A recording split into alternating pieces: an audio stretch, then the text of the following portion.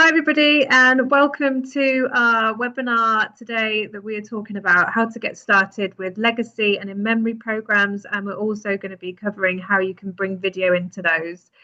We're joined by some absolutely wonderful co-hosts today. So we've got Yvonne from National Free Wheels Network, Emily from Legacy Futures, and Katie from Octopus Legacy. So we've got the experts in one room. We're all going to be sharing with you our insight on how to get started with these programs, but also if you're already down that track and you are already in a position where you are running legacy and in-memory programs or free wheels programs, then you will also be able to take something away from this. So just to give you an understanding of what we're going to cover, and also to make sure that you're in the right place watching this recording, we have designed this workshop for you if you want to increase legacy pledges or in-memory giving through authentic trust building video content, or you need practical guidance on setting up your legacy programs, or you're working with in-memory giving and you want to have more structure to your program or more understanding. And now, just to tell you a bit about us, so we are the Saltways. We help charities to create ethical and effective videos, and that's through us creating it with you, but also through our training. And I'm going to show you a little bit of video now that will give you a bit of a flavour of our style of video making. The passion of the people got this place built. That has had an incomparable impact on my life, and it's made me who I am today. I can't put into words what they've done for me. Even the littlest thing gives you that independence back, and that's what people want. I want to help the next generation, so leaving a gift in my will can do that. I'm going to be changing the way that people are seen in society. How are you? Good. Yeah. Speaking to someone's hard, but once you start, you'll get everything off your chest and you'll feel free again. This was the one thing that really helped me cope with life and start seeing a brighter future. What ended up being an amazing gift for us all is it gave us this determination to get out and make lots of memories together. Yeah, it changed my life really.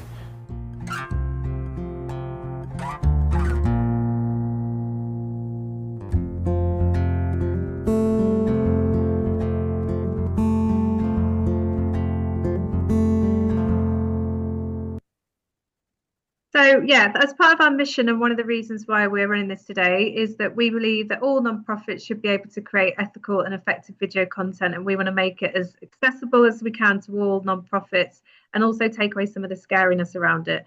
And the picture on the bottom is actually a video that I've made with my phone when I was working in a youth homeless charity. So again, anything that you learn today, video-wise, we always try and make sure it's practical as possible so that you can also just create that kind of content using your phone as well. It doesn't have to be with a production company, although obviously we'd quite like that.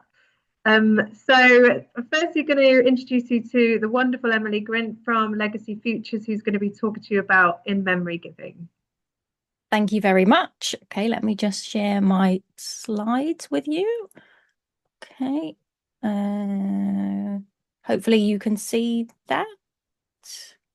Does that come up on screen? Yeah, lovely. Okay, super. Okay, so I'll be doing a brief introduction today on in-memory giving. So just to introduce myself, first of all, my name's Emily. I've worked in fundraising for almost 20 years now, which makes me feel very old. And I've worked across a wide range of causes, from healthcare and hospices through to arts and education. And I think that's really important to mention, because when you talk about in-memory giving, or you think about in-memory giving, I think a lot of people automatically think about health charities and hospices, and they don't think about the other types of causes that many of you may represent. So today we're actually going to be exploring the way that different types of charities receive these gifts and how they can benefit from in-memory giving. So if you think that in-memory giving doesn't apply to you, then do think again, because chances are you are receiving in-memory gifts. So just to bust a quick myth, so when we think about in-memory giving, our minds automatically start to think of funerals, we think of graveyards, we think of sadness, we think of really difficult times. And I think as fundraisers, that makes us feel very uncomfortable. As human beings, it makes us feel uncomfortable to think about this topic. But actually, in memory giving frequently looks a lot more positive and a lot more celebratory. We really see it as a celebration of life. So it can be people achieving great things, such as, running their very first marathon in memory of someone, or beautiful sculptures, or groups of people coming together to share memories and really celebrate and enjoy those memories over time. It's not just about that immediate period after the death, but it's about that long-term remembrance of a loved one. And within the charity sector, there's a huge range of products that we've seen that have been developed and introduced over the last couple of years, mostly in the UK, but actually across the world, we're starting to see real growth in memory giving as well. So I just wanted to take you through what in memory giving might look like in some different kinds of charities. So on the left here, we've got the Heart of Steel from British Heart Foundation, where names are engraved on a heart-shaped sculpture. So you can have your loved one's name immortalized. On the right-hand side, you can see a scene from a Hospice Light Up a Life event, where communities of people remembering loved ones come together to remember and celebrate their loved ones around Christmas time. And then dotted around the page, you can see things like pin badges that people can wear in memory, candles personalized with loved ones' names. And there's also increasingly digital tools as well. So it could be a virtual dedication wall, for example, or websites where loved ones can be remembered. So there's a huge range of fundraising activities associated with this way of giving. So I wanted to talk briefly about how people choose a charity in memory, because as I mentioned before, it's not just health charities that benefit from in-memory gifts. So obviously health charities and hospices are the obvious in-memory causes. We often associate these with the sort of the point of death cause. So we might be thinking of a loved one who's just died, and we might be thinking about their final moments. For example, you might want to say thank you to a hospice that has cared for that person. Or you might want to fund some research into a disease that took them from you. But of course, it's not just that kind of in-memory giving that we see. We're increasingly seeing people choosing to support a cause that their loved one would have really wanted them to support. So I always use the example, you'll see it behind me, I've got my cat cushion. I'm a big lover of cats. And I'd like to think that when I die, that's one of the things that people will remember me for. And so rather than supporting a charity that represents my death, I would like them to think about something that represents me during my life and the person that I am. And so this could be things like sports charities, it could be arts, it could be music, it could be animal charities, it could be religious charities. And really the feeling here is this is what that person would have wanted. That's really what we're looking for with these kind of in-memory gifts. And then the final reason why somebody might support a charity, you might be thinking, well, none of this applies to us. It could be because they really want to raise awareness of something. So we sort of see this as a sudden connection with a cause. It could be that something really tragic and awful has happened to their loved one. Perhaps they've been a victim of a road accident, or they've had problems with mental health, or domestic violence, for example, these really difficult topics. And it's often charities where there was no connection until the death. But actually people can be really moved and want to support these causes to raise awareness or to prevent something from happening to anybody else in that situation. So I've been asked about how to start an in-memory program, but really what I would say is you don't really want to think about starting an in-memory program. What you really want to think about is how you might develop your existing in-memory program. You may well have in-memory givers who are giving to you, but you may not necessarily know where to find them in your database. So I want to show you where some of the income might be hiding. Where are these people possibly giving you in-memory gifts so that you're not recording? So obviously funeral collections are massive, and if you're already receiving funeral collections as an organisation, then you do have in-memory givers, that's guaranteed. And we know from our research at Legacy Futures that that is the most popular way for people to support a charity in memory, but it's not the way that raises the most money for charities. actually the biggest sources of income for in memory giving are through things like anniversary donations and sports events. So anniversary donations would be, for example, somebody who chooses to make a donation to your charity every year on a specific date that means something to them. So it could be their loved one's birthday, it could be a wedding anniversary. And often these donations will come in through your donation forms online. It will just be a set date every year, and you will have no way of necessarily knowing that it was an in-memory gift, but they've chosen to give because that date was important to them.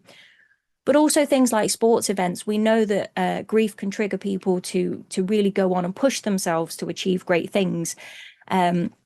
So people taking part will often sign up for a marathon or really set themselves a challenge and do something in memory of someone, because that's a really great way to keep that person with you as you go through that journey. If you have shops, whether it's on the high street or online, people might be buying things because your cause is important to them. You might have a range of products that really speaks to an in-memory audience, such as candles or photo frames, for example. Obviously, a very traditional method that we're seeing increasing is, as mentioned before, digital giving. So there's things like tribute funds and online memorial pages where you can have a page, like your own web page, dedicated to a loved one, where friends and family can share memories and photos and make donations to a cause that mattered to them. Somebody might choose to volunteer for your organisation because that was a cause that makes them feel connected to their loved one in some way. So it could be, as I said earlier, it could be that you're representing a hospice and that was perhaps where your loved one spent their final day, so you want to give back. Or it could be that you're following in the footsteps. Maybe your loved one was already a volunteer or a supporter of that cause, so you continue to support in their memory and continue their values. It could even be things like corporate donations. So obviously this one is hidden, but anybody who supports your cause may well work for a large company, and they may be nominating you as Charity of the Year, for example, and asking their own organisation to support you because your cause is so meaningful to them. So in memory giving can really span across the whole range of fundraising. And critically, so obviously we're talking about legacies today, and critically, it's really important to know that our research shows that people who have given in memory to a charity are 3 times more likely than regular donors to leave a gift in their will to that specific charity, I should add as well. So if you're receiving in memory gifts, the key is to make sure that you're really looking after these people because they may well go on to become legacy pledges themselves. And interestingly, their gifts are also larger than standard regular givers. So the residual gifts in their legacies are worth 60% more, and their pecuniary gifts are worth twice as much. So it's really significant. Again, as I say, if you can look after your in-memory supporters, you're going to do a lot to support your own legacy pipeline. And because so many of your top legacy prospects will be in-memory givers, it's really important to make sure that the in-memory giving experience is as good as it can be. And so this is an area of fundraising where donor stewardship has never been more important. So for in-memory donors, what we often say, or we often discover when we speak to bereaved supporters, is that the standard supporter journey that many charities have in place just doesn't work for this audience. If you're sending a letter that says, thank you for your donation, you're amazing, you're brilliant, you're fantastic, that's not really what your in-memory supporters want to hear. They may need some condolences, they may need to be signposted to offers of support, they may need some help from you at that time, and they want to know that you've recognised that that gift was in memory of their loved one. So it's really important that your thank you letter includes the loved one's name in there. And there's all sorts of tips that we've got regarding in-memory stewardship, which are included in the full video that we have for the community studio, which I know Emma will be talking about later. So I'm not going to give too many spoilers, but if you do join, you will discover my top 5 tips on in-memory stewardship. So just to conclude my brief introduction to in-memory giving, it's not a question of starting an in-memory program. You probably are receiving in-memory gifts already, but the key really is to find those donors on your database and to make sure that you're giving those donors the best possible stewardship experience that they can have, that acknowledges the reason why why they're supporting you, that keeps their loved one right at the heart of your communications, and that it's really tailored to what they need. So just to conclude my slot, thank you so much for having me on today. My contact details are there if you would like to get in touch with me as well. That QR code will also take you through to my LinkedIn page if you want to get in touch and continue the conversation. But I'm always very happy to talk about anything to do with in memory. So yes, many thanks for having me, and I will pass on to whoever's on next. Thanks, Emily. I think seems like you've been flying the in memory flag for quite some time, and it's great to see more people actually feels like people are starting to take notice of it more now, which is nice to see. I do feel that people are really, it's hot on the radar at the moment, which is great to see, because I think people have been giving in this way for so long regardless, and the key is for charities to acknowledge that now. Yeah. Well, thank you for your perseverance with it. Right, I'm going to now hand over to Katie from Octopus Legacy, who's going to talk to us about legacy programs. Thank you so much, Emma. I'll just share my screen. You can all see that, okay? Perfect, thank you. So really delighted to be here, and thanks for inviting me along. So I'm just going to talk to you all a little bit about how you can get started with a legacy program. In the community studio, I kind of cover quite a lot of a few areas around getting the foundations right to kind of set you up for success when you're looking at your legacy fundraising programs. So I'm only going to touch on 2 or 3 of these today, but you can access all of this information in the community studio if you join. So I'm going to start by just talking to you a little bit about who we are at Octopus Legacy, and myself. So this is just a picture of Sam. He's our founder and CEO of Octopus Legacy, and he suddenly lost his mum in a car accident, and she didn't have an up-to-date will in place at the time. So he experienced firsthand just how difficult that is during what is already obviously a hard time losing a loved one. So he wanted to create a company to help people get better prepared. So we run a wide range of estate planning services and also bereavement support as well. So we partner with over 300 charity partners, and our main kind of service is the free will service, and we cover kind of all different types of will writing, so phone, video, online, and also face-to-face and urgent wills. We also work with a wide range of charities, so have gathered lots of learnings from my experience in the charity sector before joining Octopus, but also from working with a wide range of different causes and charity sizes. So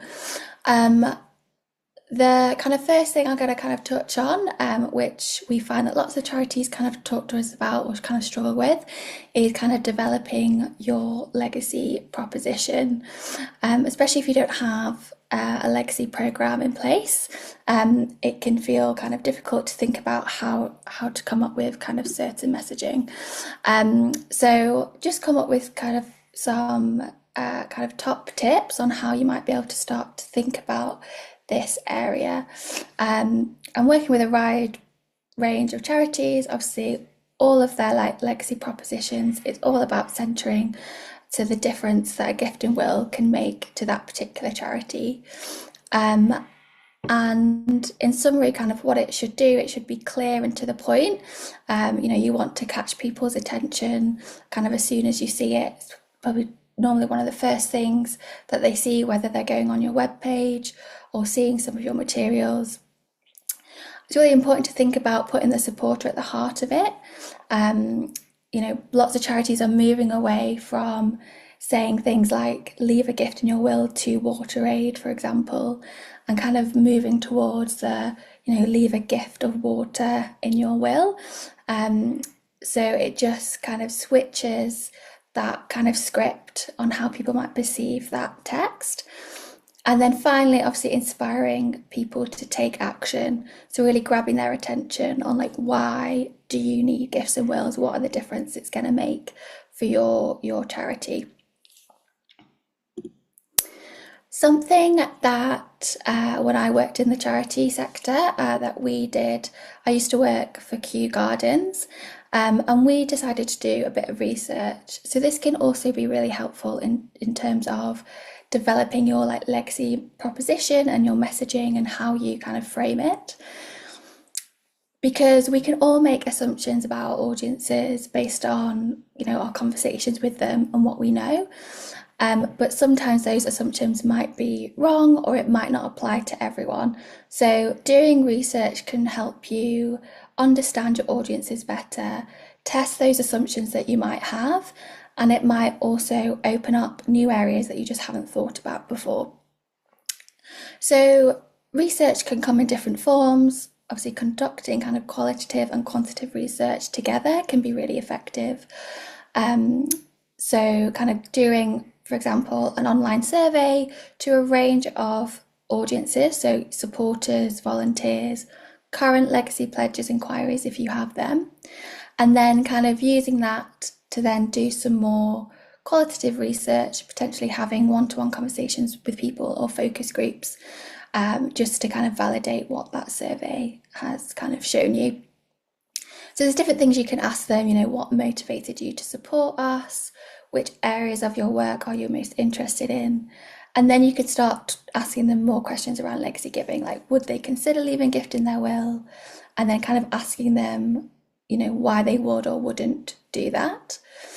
When we did that at Kew Gardens, we actually found that the most people who left a gift in their will to the charity did so because they were really invested in the scientific work that they do with climate change.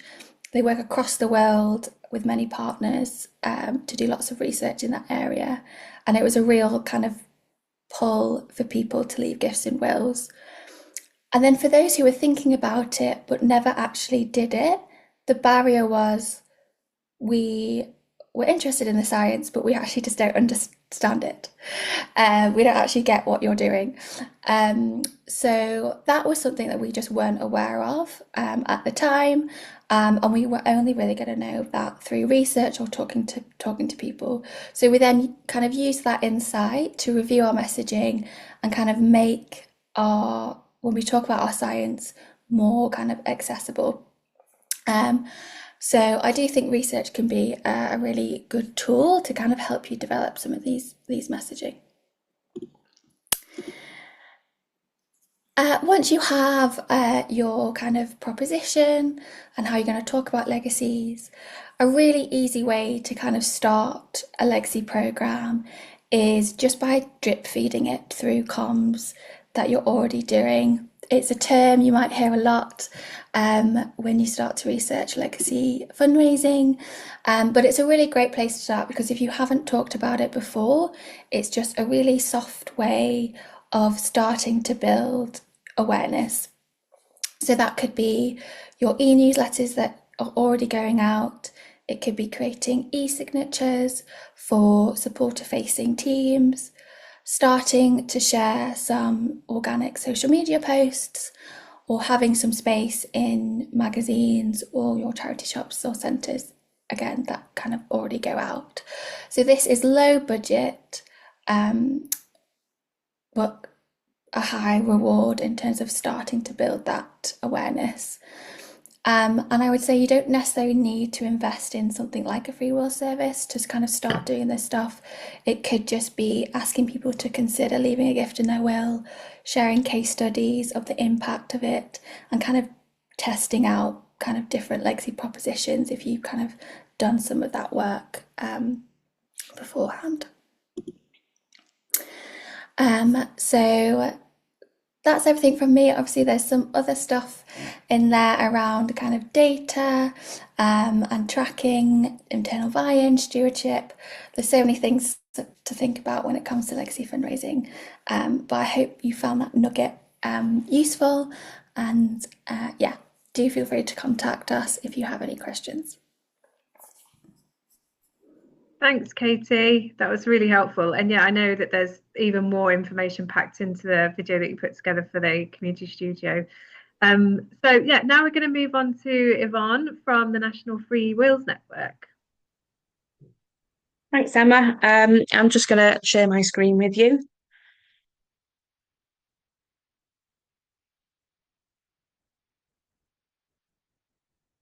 Hopefully.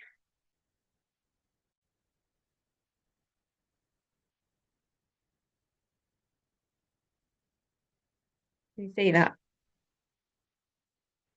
Yeah, lovely. So my name's Yvonne Roberts. I'm the Assistant Programme Director of the National Free Wills Network. We've been operating since 2008, and I've been a part of the team for coming up to 10 years. So we only work with solicitors. They are solicitor written wills. We've got just over 300 charity partners and over 1,000 law firms that we work with across all the jurisdictions. So we can operate in Scotland and Northern Ireland as well. This section is mainly on the foundations of creating your successful free will offer.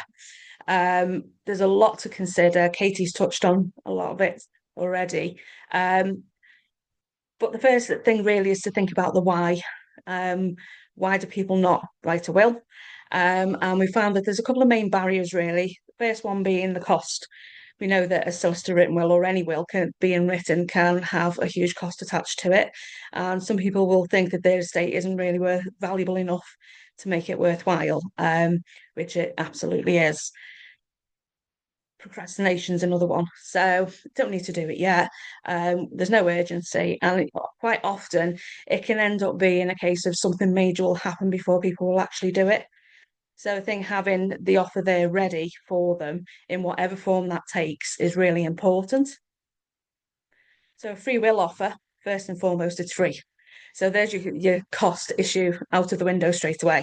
And it makes offering the will writing accessible. Quite often people won't know how to begin, where to go, how to get started. So having the offer in place, it makes it accessible to people. We know that there's different types of providers. Some are online, some are face to face, etc. So it makes it accessible to everybody. Having a positive conversation is also a really important thing. Quite often we found that people don't want to talk about death, and wills can make you confront your mortality. It's not an easy subject to talk about for a lot of people. So actually having that conversation, putting a spin on it really to make it less about your death and more about what your legacy will be in the future and the difference that you can make. Most importantly is, are you ready? And this is something, again, that Katie mentioned, is knowing who your audience is. The research is really important. You want to make sure that you're targeting the right people. And there's other things to consider, like have you decided which provider to use? As I mentioned, there are numerous providers who offer different services in different ways. So it's considering who your audience is. We do have remote appointments that we have with the solicitors because we know not everybody wants to go in and have a face-to-face appointment, but having the right option for your audience is key. So it's knowing what types of service they offer. And is your database in shape? We've had a couple of instances where people have spoken to us and they've wanted to start a legacy program or join the network. But their database isn't where it needs to be. It's knowing who you want to target. So are you going to go for anybody over the age of 18 or is it going to be 55 plus? And making sure that your database has all the relevant information for you to be able to refer people. And how are you going to contact them? Again, we know the demographics are different. So are you going to use things like your e-newsletters? Are you going to write to them? Are you going to use social media? Again, it's knowing your audience and getting all of that prepared in advance. And again, what's your message? Really important. And again, what kind of message are you giving? So is it the offer led? So is it all about the will? Or is it about a legacy ask? We do have a couple of charities that we work with who have it just as the offer led, because it's part of like a membership that they have. If it's like a benevolent fund, that kind of thing. So it can be like a benefit of being a member. They get the free will and they don't ask for a legacy at all. Or again, yeah, are you asking for the legacy? Is it part of your legacy campaign? Stewardship is key. As with anything, the will is literally the first part of the journey. So once that's been written, it's looking at what resources that you've got in your team. Again, the thank you is so important, because this is a relationship that's going to carry on for 20 plus years, possibly. So how are you going to thank them? What way are you going to thank them? Again, like Emily mentioned, it's about tailoring your thank yous to that person. Does it make it more personal? And how you're going to keep them engaged. So it's making sure that you've got enough people to be able to do that, and in the way that you want it to be done. Again, is everybody on board? So I worked in a hospice before I came to work here, and there was a huge divide between certain teams. So it's making sure that you've got everybody on board. Speak to your supporter care team. Do they know about the offer that you're giving? And just getting them on board and willing to pass that message on. Again, about the integration. So how are you going to get the message out? So you've got all your preparation done, your message is ready, you know what you want to say. How are you going to do it? Will it be through your newsletters, your digital footers, appeal packs? Again, it's to do with knowing who your audience is and how you're going to contact them, and the timing as well. So I've said the established months like March and October, they are popular legacy campaign months. January is also a really good time as well, when people have spent time with relatives over Christmas and may not necessarily want to keep the will the same way it is. So yeah, it's just looking at when is best for you, and backing on to other campaigns that are happening at those times can help to decrease the workload, because if you're backing onto other people's messaging or the campaign's messaging, it does make it a bit easier for you, because the awareness is already out there as well. So with the compliance side, the charity really needs to focus on the ask and the thank yous, but it's also obviously with GDPR, it's the handling of the personal data. It depends on how you're are you referring supporters? Are you waiting for their information to come to you? So there is that onus on the charities, but the provider should manage the relevant guidelines as well.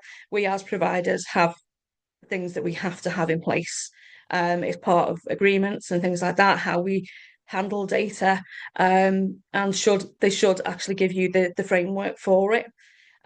So it's kind of reading terms and conditions, making sure that everything is in line for you, and making sure that, question your providers, make sure that they are doing what they say they're going to do, because at the end of the day, this is your supporters, it's your reputation as much as the providers is as well.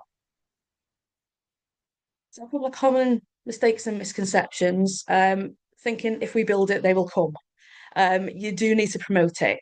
So it can be difficult sometimes. You think, oh, it's about legacies, it's about wills, leaving gifts, it's about death. You'll just sort of do it quietly.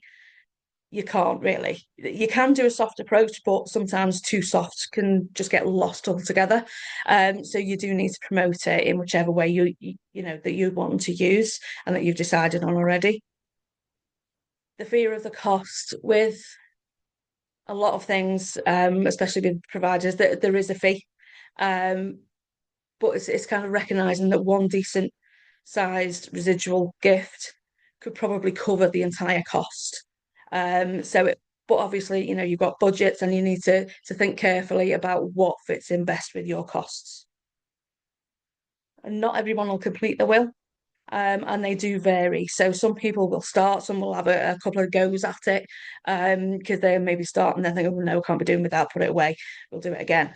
Thanks, Yvonne, and thanks again to Emily and Katie as well. So now I'm going to be talking to you about how you can create videos as part of your legacy and in memory program. So I think it's already been mentioned a couple of times in terms of thinking about your why, but the first thing that I always encourage charities to do when starting any sort of program, whether it's legacy in memory, a volunteer project, a corporate partnership project, is you really need to clarify your messaging. So you really need to think about what is your key message that you want to communicate, and that really ripples into everything else of how you create your content, where you post it, who you share it with. Everything else comes from you clarifying what your key message is. And really with legacy and in memory giving, it is what is our why. So think about your key messaging. And again, you can't have a one size fits all with this. You need to think about what is it about your organization specifically that would inspire someone to leave a gift in their will.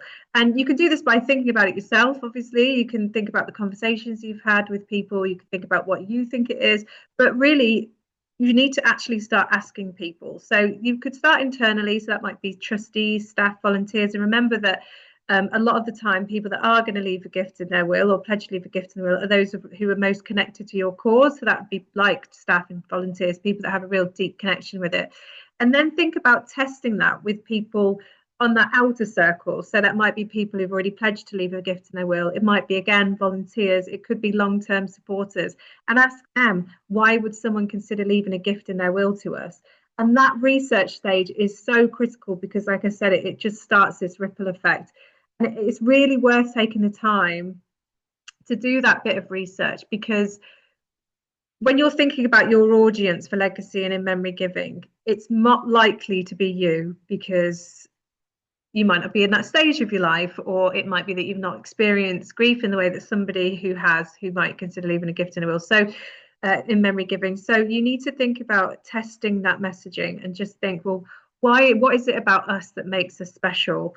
Why is it that people would consider this? And then that shapes what your content will be, because you build it around that messaging, and that helps you decide who's going to tell their story or who's going to feature on film. All of that stuff starts with first, what is our why? So there's different types of legacy and in memory giving videos, and I'm going to talk a little bit about all of them. But the first one that I want to mention is the pledger story. This is something that we do a lot of. It's something as well that you can just do using your phone. It doesn't require a lot of massive production costs. And really the reason I really like these sort of videos is because it builds trust with your supporters or potential pledgers.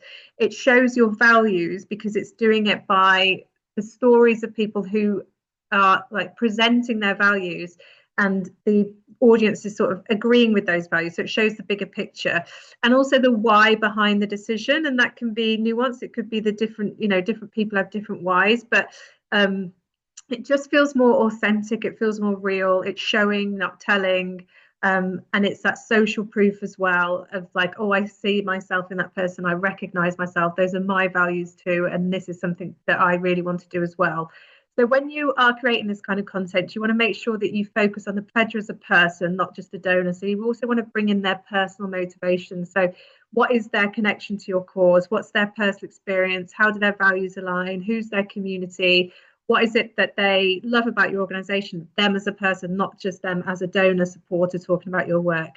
Think about like the bigger picture stuff. So what you don't want to do with legacy giving, this sort of content, is make it too restrictive to a certain service or a certain part of your work. You want to make it more about the bigger, longer term impact. So I'm going to show you a video now of a pledger story content video that we made with the wonderful charity Copperfield, and this is just a really good example of how we worked alongside Sue, who's the pledger, who kind of helped us to refine messaging and really gave her the space that she needed to tell her story in an authentic way, and present those values, but also showing how having the pledger explain the work of the charity in their own words with their own motivations can be really compelling in, other people hearing that and resonating with them. My name is Sue Hainsby. My daughter Leanne Hainsby was diagnosed with breast cancer.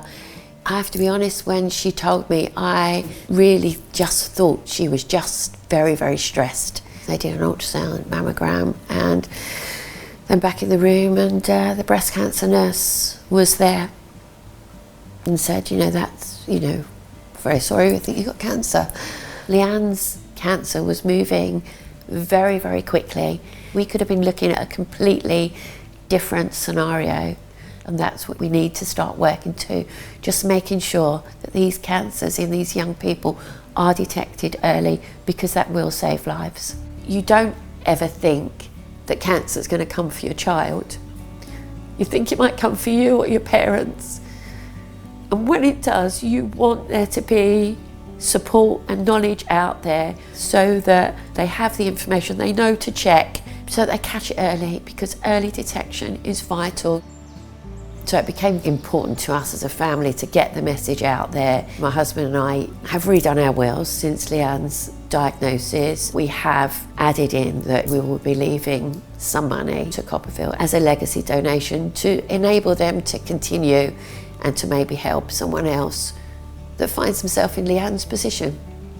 A gift in your will enable Copperfield to increase this awareness with social media campaigns, getting out to events where young people are going to be, spreading the message, spreading the words, and then also enabling them to get in the room in front of policymakers and get things changed as they should be. It could be the gift of life to a young person.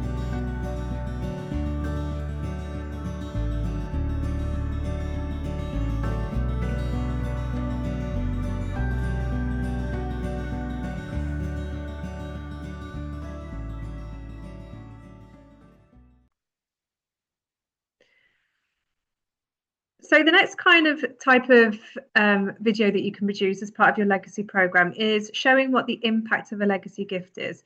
So there's kind of two different ways that you can use to bring the numbers to life, basically. So you can either film a service or a facility that was funded by a legacy gift. So then you can tell the story about this work wasn't possible without gifts and wills, and then you can have really nice storytelling around that. Or another one which works really well is that you can have a family perspective. So you can interview family members of someone who's left a legacy and have them talking about what it meant to them. I mean, one of the biggest barriers for people not leaving a gift in their will to a charity is that they're worried what their family will think. So actually, it's a really nice way to address those concerns by having a family member talking about, well, I'm really happy that Dad decided to leave a gift in the will to this charity. This is what it meant to us. It meant to us when we were thinking about him. So yeah, it kind of like faces those barriers, but it's also just really lovely content that can be quite emotive, and people will see themselves in those stories. But the key thing to remember with this kind of content is that legacy gifts create lasting change. So you want to make it like that really specific and visual storytelling of because of a gift and a will, this has happened, and whether that's either through a service or an emotional reaction from a family member. Like it needs to be quite specific to that. So the example of the film I'm going to show you next is not one that we produced, actually. It's from a really wonderful charity called the Canal and Rivers Trust, and they have got a really great website webpage with their gifts and wills section, and this is a video that's on there that shows a service that's been funded. And it doesn't really go into that much about the gift and the will, but there's a lot of messaging around it. So again, that's something you can repurpose content. You might go and film about a service, a part of your service, and then actually use that as part of your legacy content.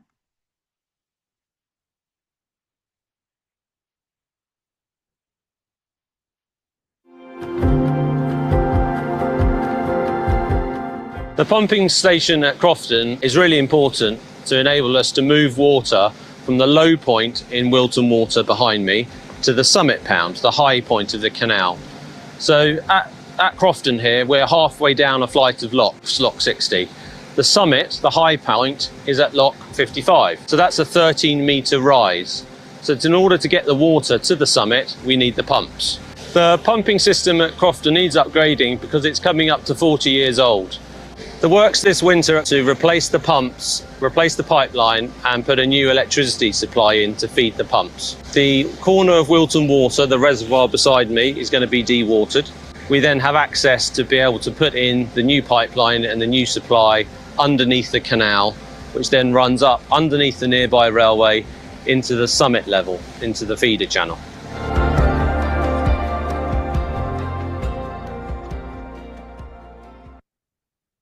Yeah, so I think that's a really good example of, even though it's quite technical, I'm sure that their audience are people that actually want to know about that level of detail, and it might not resonate with all pledgers, but I'm sure there are supporters that definitely would really resonate with. So the next kind of type of legacy video content you can produce is internal comms, and this is where you get your whole organisation comfortable at talking about giving. This can be used, again, outward facing, but I think also internally as well, so getting everybody on board with the legacy and in memory giving. So you could just do it really simply on your phone. You could have people from different departments saying, I can only do my job because of gifts and wills, so you kind of understand the importance of it within your organisation. Or you could have staff who've left gifts in their wills, or pledged to leave gifts in their wills, explaining why, and talk about the organisational benefit to you as an organisation, obviously, but also the personal motivation of why it's important to you to leave a gift in a will, or it's important to the people connected to your organisation. These are really important that you future-proof them, so you don't just want to have one person like a CEO speaking about it, because I'm sure you want this to happen, but they might leave, and then you'd have to then go and film it all again. You want to make sure it's inclusive across all your departments. You don't want to just be hearing from the fundraising team. You want to be hearing about service delivery. You want to see it in action. You want to see multiple people speaking about the impacts of gifts and wills. And then it can always be used for new starter training. It can be used for your comms that you share internally, or if it's edited right, you can also use it as part of your pledger journeys. So yeah, that works really well. And then the other one that we've seen work really nicely in that sort of drip feed style content that Emily was speaking about earlier, that Katie was speaking about earlier, is the Q&A with a solicitor. And I think this really helps because there's still a lot of misunderstanding or lack of information about how to leave a gift in a will to a charity, or even what that means and how it would happen. So this kind of Q&A, frequently asked question style content, is really good at removing barriers and demystifying the process, but in a way that feels detached from you. So you're not telling people you should leave a gift in a will to us. It's more like, here's some information.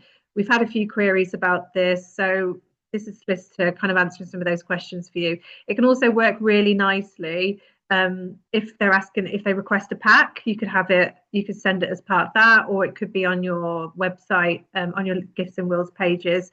When you join Community Studio, which a couple of the other hosts have spoken about, and I will be telling you more about, but we actually are providing you with a video that I'm going to show next, which has been produced with us with the National Free Wills Network, the lovely Richards, and we'll be giving that for free for charities to use during our Community Studio as part of their legacy content. But yeah, it's accessible. It should be warm and reassuring. It shouldn't be dry or legal heavy. It's just like an overview. You don't need to go into a massive amount of detail.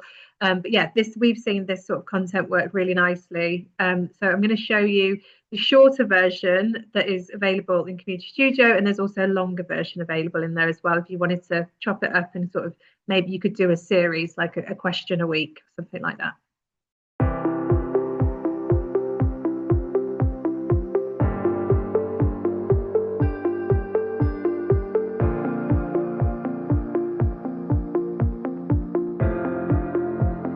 It is simple to include a gift to a charity in your will, and it will often be a standard part of the procedure. So whether that's filling in a form online or something that you've got from a newsagent, or the most common route is to visit a solicitor, that will be part of the questions they ask you when you're writing your will often be, are there any charities or good causes that you'd like to remember in your will?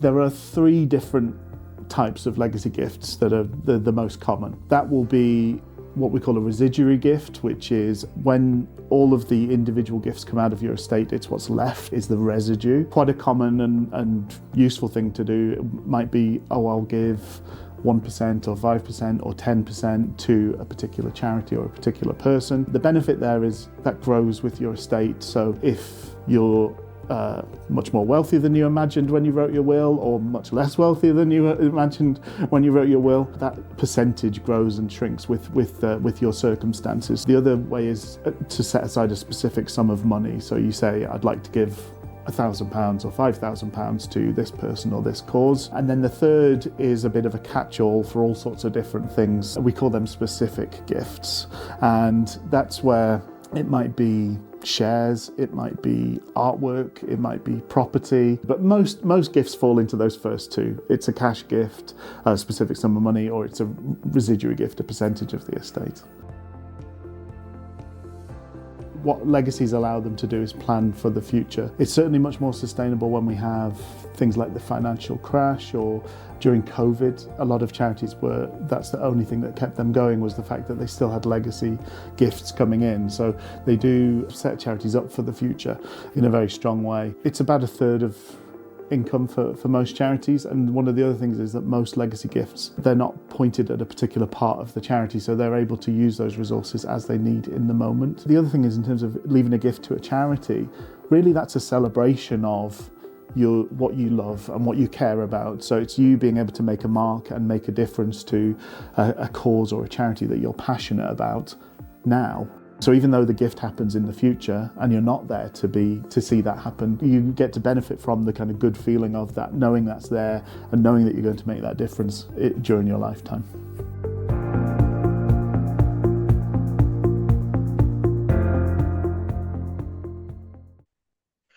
And lastly, moving on to in memory films, and this is something that we're doing a lot more of, which I'm sure Emily will be pleased to hear.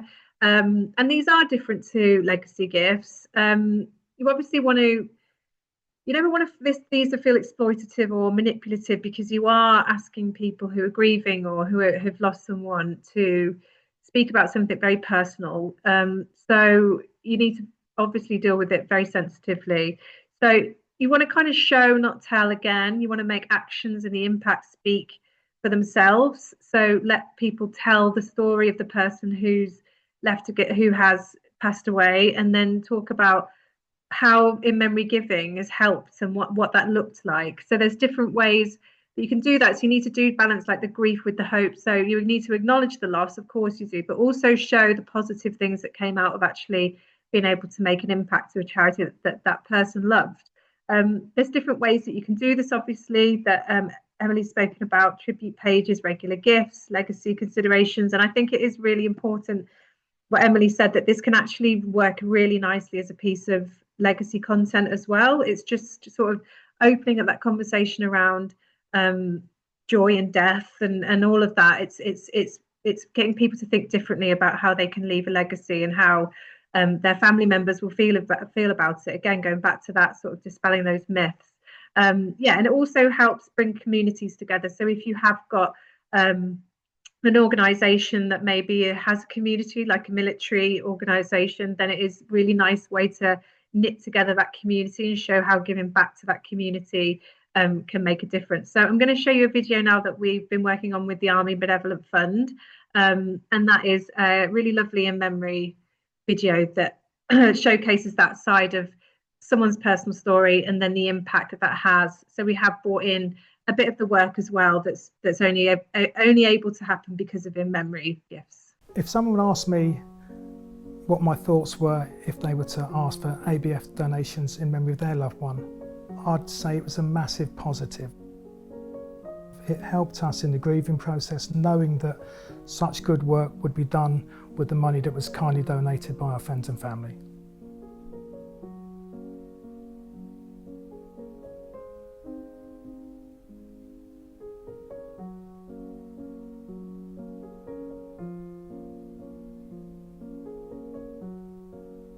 The funding that we get from ABF is essential to the Fab Camps running every year. You know, we are a non-profit charity and we rely solely on fundraising and grants.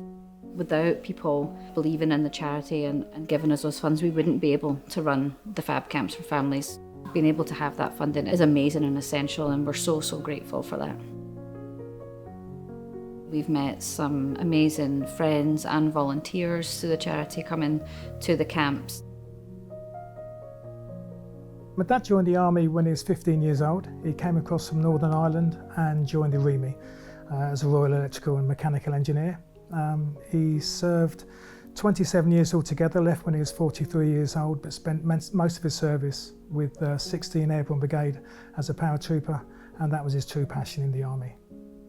He received the MBE in the Jubilee Honours in 1977 from the Queen for his services to the Airborne Forces, along with other medals throughout his service, so that's very special.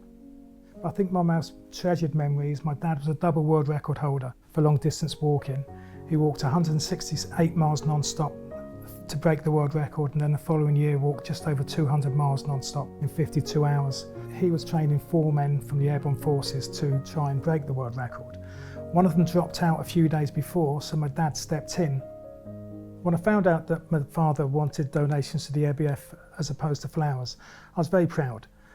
I knew that he was always keen on looking after ex-soldiers who weren't in such a good position as himself, so knowing that that money would go on to help people, I knew made me proud, but I also knew how warm that would make Dad feel. It was very easy to set up my Much Love page. I also found it easy to go back and put my thoughts on that I would like to put out to people, and it was also just as easy to then share across social media so we could get it out there to our friends and family. The type of messages people left from my dad were all very positive. Lots of them just saying how much they loved him, what a great man he was. Some very humorous. We had a good friend of ours that used to go to the races with us all the time, donated his winnings from the day, and the message being, "I've had a win at last, Lou." My father has inspired me throughout my life. He gave me the desire to join the army. I hope the donations made in memory of my father will just enrich and help the lives of some ex-servicemen and current servicemen who may happen to have fallen on difficult times.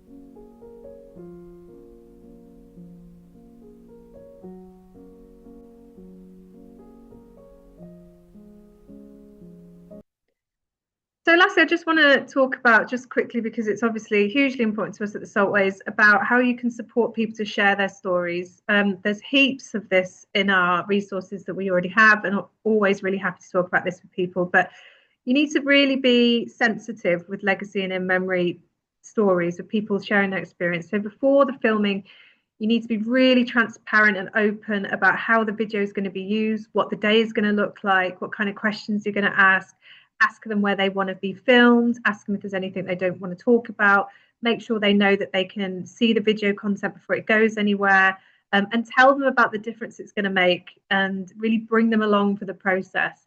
They're very personal legacies, so they really need to be treated that way, and you can't tell people why they've decided to leave a gift in their will. Like, you have to just give them the space and the respect that that deserves. Like, you have to. It might not fit into the box that you wanted it to, but I can reassure you that when you let people do this in a way that they have ownership, you get such better results. So yeah, like I said, there's lots of resources that we have on this, so please get in touch if you want to go into this a bit deeper. And finally, I just want to tell you about our community studio, which I've mentioned a few times. So this is a platform that we've built, which I'm really proud of. It is the core of it is a pre-recorded video making course that you can do just using your phone. So we talk about how to plan your videos, how to technically film them, how to edit, and then how to launch them, how to have a content strategy. There's loads of resources in there, like consent forms, risk assessments, safeguarding resources. Yeah, heaps of resources that you can use, and then you get the access to that for 12 months. There's live monthly group calls, but you don't have to come along to those. They're just like Q&A sessions. It's all, you can do it in your own time. So in total, it's about 4 hours, and you can just dip in and out of that. You can also share it, the login, if you wanted to just buy it for your whole organization. You also get a personal strategy session with someone from our team that's 30 minutes. So that can be at the beginning, during, after, whenever you want. We can just help you figure out bits and pieces about your content. And then what's really exciting is this cohort that we've just opened up yesterday includes 5 videos that can be used for legacy and memory bundles. So there's a video from Kerry from Prospecting from Gold, and she is talking about how you can use Prospecting to look for your pledges. And then we have And then we have videos from Katie and Emily, and yeah, some from me as well. And there's also that free resource that you can download. So thanks everybody, see you soon.